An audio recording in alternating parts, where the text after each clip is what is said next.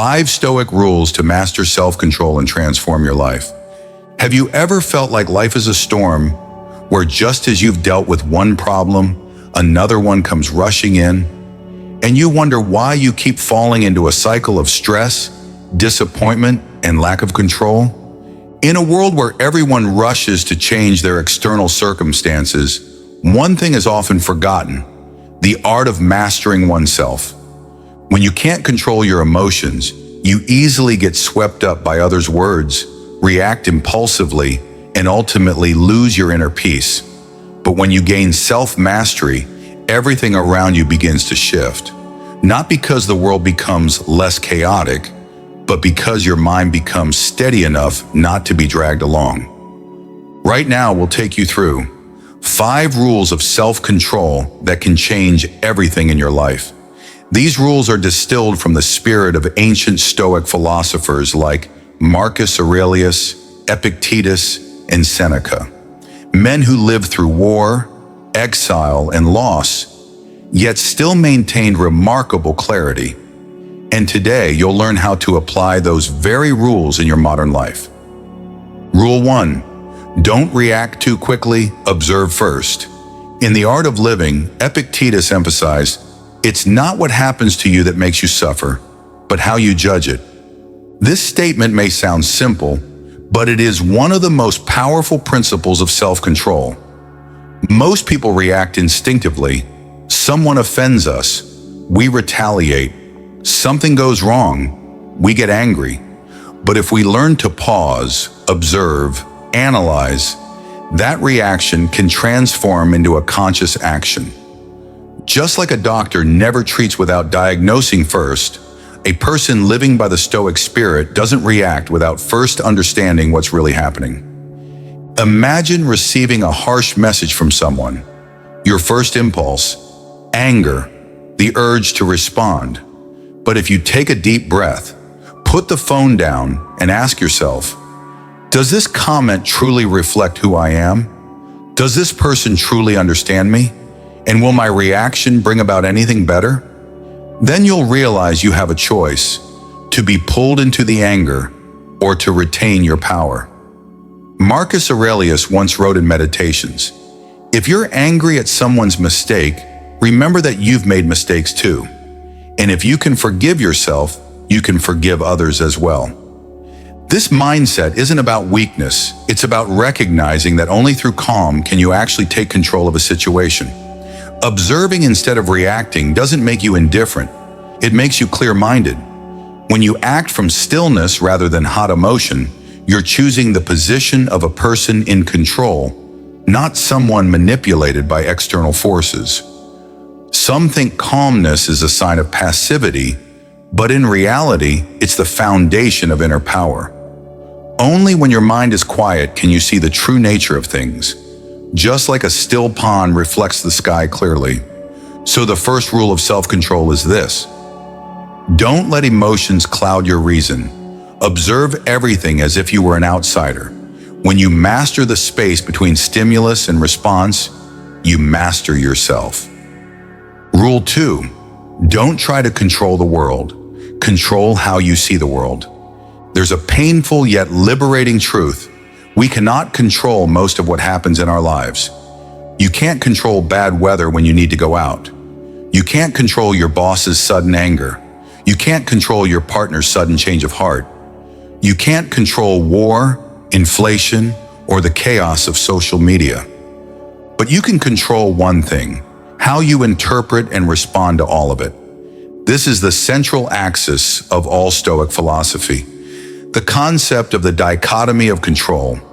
Epictetus put it plainly: some things are within our control, others are not. And he warned, all human misery comes from believing we can control what we cannot. When you throw your emotions, energy, and expectations into uncertainty, you suffer. When you insist on changing other people, circumstances, or the past, you exhaust yourself. But when you shift your focus inward on how you view things, the response you choose and the attitude you hold, you begin to transform your inner world. Example: someone says something hurtful. If you believe their words define you, you'll get angry, sad, and retaliate. But if you pause and ask, does this remark hold real value for me? Who said it? Do I respect how they live? And why should I react as if their words were an actual wound? You'll realize you hold the power. A person who lives by Stoic philosophy is not emotionless. They understand that everything that happens is an opportunity to train the self. If the world rages, your mind is the anchor. If circumstances shift, your perspective is what keeps you grounded. Marcus Aurelius wrote, "The mind has the power to shape its own reality. If you choose to see something as good, it will be good. If you see it as a burden, it will crush you." So the second rule of self-control is, don't waste your strength trying to change what you cannot. Begin with the one thing you have full authority over: how you see, how you think, how you choose to respond. Change that, and you change your life. When you truly realize that you cannot change the world, but only how you view the world, you begin to enter the realm of true freedom. But Stoic philosophy does not stop at understanding. It insists on daily practice. And that's when another rule becomes vitally important. Rule 3, discipline yourself before life forces you to pay the price. Seneca once warned, if you don't know which port you're sailing to, no wind is favorable. And Marcus Aurelius reminded, act as though each moment were your last. This isn't meant to frighten you, but to help you realize freedom doesn't come from doing whatever you want. It comes from having the discipline to do what you must. Many think self-control is for the weak, but in truth, only the strong can impose rules on themselves and stick to them even when no one's watching, no one's praising, and no one's reminding. You wake up on time, even if no one demands it. You eat in moderation, even if indulgence is easy. You meet deadlines, even when no one checks in. These small acts, repeated daily, build a person who cannot be shaken by outside forces. Stoicism doesn't promote extreme asceticism, but it's very clear. A person's character is defined by how they govern their desires, fears, and laziness. Epictetus said, "Learn to refuse what is random in order to keep what is necessary." In a world overflowing with distractions, social media, advertising, consumerism, setting limits on screen time, spending, or online arguments not only saves time and energy, it also preserves your most awake, clear-headed self. Because if you don't discipline yourself, the world will do it for you. But at a higher cost: loss of control, loss of direction, loss of self. Imagine this. If you only work seriously when someone supervises you, then your power lies outside yourself. But if you can self-direct and keep promises to yourself, you are living by what Marcus Aurelius called an ordered mind, the foundation of a life worth living. So the third rule of self-control is, set your own disciplines, not to be seen by others, but because you know this truth. If you don't govern yourself, life will govern you. And true freedom comes only when you become your own inner guide. Rule 4, focus only on what you can control and release everything else. Epictetus was crystal clear. Some things are within our control, others are not. This is not vague advice. It is a compass to guide every emotion, decision, and action in daily life. The problem is, most of our suffering, anxiety, and anger stem from focusing too much on things beyond our control. You can't control whether others like you, but you bend over backward to please them. You can't control who praises or criticizes you, but you let your mood swing with their every word. You can't control the market, social policy, or your past, but you burn energy blaming, worrying, or wishing for the unchangeable. On the other hand, if you practice true Stoicism, you direct all your attention to what is within your power. Your thoughts, your choices, your actions, your reactions, your habits, your way of living each day. When someone insults you, you can't control their words, but you can control whether you respond with anger or not. When you fail, you can't control the outcome, but you can control what you learn from the failure. When life throws chaos at you, you can't change the circumstance, but you can choose how to behave, with calm or with panic. Seneca once said, "We do not suffer because of events, but because of our view of them." That is the heart of this rule. You can start by asking yourself every time you feel upset, is this within my control? If yes, act. If not, let it go. That small habit will create a big shift in your mind. This is not giving up. In fact, it is the highest expression of self-control and reason. You're not crushed by what's out of reach because you don't let it occupy your mind. You pour all your life force into what you can actually shape. A mind like this, not only steady, but also the foundation of enduring inner peace. Marcus Aurelius once wrote, "If you can control something, don't let it control you. If you can't, don't let it disturb you." That's a simple reminder, but if you practice it daily, it can change how you live and experience the world. When you learn to focus on what's yours to control, the next step is learning how to maintain that inner strength amidst constant changes. And one of the most essential, yet often overlooked rules is this. Rule 5. Stay silent when emotions are in control. Once you've learned to focus on what you can control, one of the highest skills is knowing when to stay silent. Not every word needs to be said. Not every moment requires a reaction. Marcus Aurelius reminded, "Let reason speak, not emotion." That sounds simple, but it's actually a radical act of inner revolution.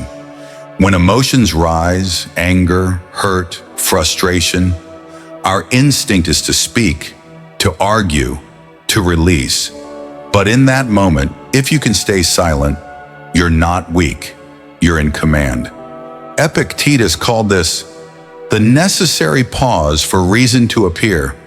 If you allow yourself to react immediately, what comes out will likely be ignorance, ego, and words you'll later regret. Silence doesn't mean avoidance. It is a conscious choice, not to add fuel to a burning fire. Especially when you're tired, confused, or hurt, you should not make decisions or say important things, because when your mind is not clear, your words won't be either. Think back to a time you reacted in anger. Did you regret it later? Most likely yes, because many of our worst mistakes happen when we act at the wrong moment. A simple example. You argue with a loved one. Emotions explode. You're angry because they don't understand you. They're angry because you're not listening. If you say everything you think in that moment, you might win, but you might also fracture a bond that matters. But if you choose silence, if you simply say, "I need a little time to calm down. We'll talk when we're both clear-headed," you're doing something most people are not strong enough to do. Seneca wrote, "The right silence is a form of wisdom. Not speaking doesn't mean you don't know. Not reacting doesn't mean you don't care. It means you're using calm to protect yourself and the other person." Keeping silent at the right moment is a deeply Stoic act. It requires mastery of the ego that wants to be heard, control over the urge to manage the situation. It reminds you you can't control others, you can't control the world, but you can control your mouth, your mind, and your response. If you can do that, you're not just controlling yourself, you're mastering your life. Conclusion: life never promises peace, but Stoic philosophy offers you a steady mind amidst every storm. These 5 rules are not hacks for becoming a better version of yourself. They are the foundation of inner maturity, built from discipline, reflection, and the courage to face your own mind. Marcus Aurelius once wrote, "Your happiness depends on 3 things: your will, your actions, and your attitude." When you know what you're doing, why you're doing it, and choose to respond not with impulse but with calm reason, you are no longer a victim of circumstance. You become the master of yourself. The journey of self-control is lifelong, but every small step, setting boundaries, choosing response over reflex, learning when to be silent, each builds a stronger, calmer, deeper you. If something in this video made you pause and reflect, hold on to it, because that's a sign your soul is maturing, and no storm in life can take that from you. If you find yourself already practicing these lessons in real life, share your experience in the comments. Stoicism Empire is a space for us to nourish reason, clear our minds, and walk forward in intentional stillness. Subscribe if you want to walk this path with us, not in a rush, not for show, just as quiet people growing day by day. Stoicism Empire, master yourself, master your destiny.